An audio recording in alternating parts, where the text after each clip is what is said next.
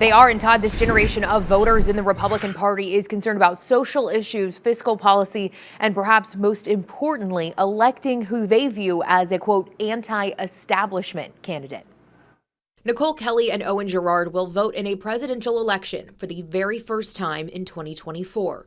Girard is the incoming president of a conservative activism group at Florida State University.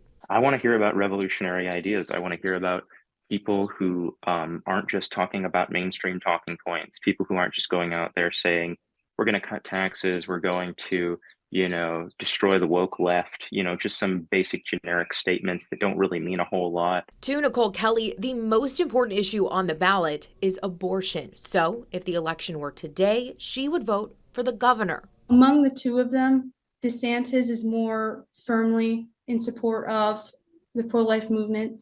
The 6-week abortion ban was good. I don't think it necessarily went far enough. Girard says he will likely cast a ballot for Trump.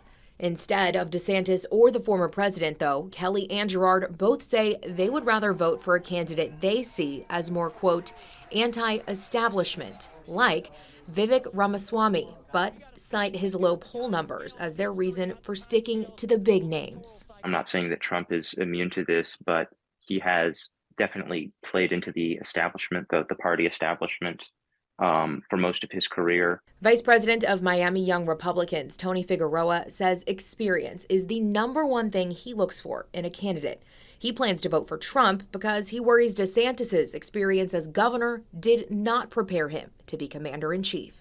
He's governed in a state where he has a supermajority of Republicans in the legislature. So it's been a lot easier for him to push forward his agenda. If he does become president, he's not going to have a supermajority of anything. I also spoke with a political expert about Governor DeSantis' upcoming campaign stops. You can read his analysis right now on our website. Todd, back to you.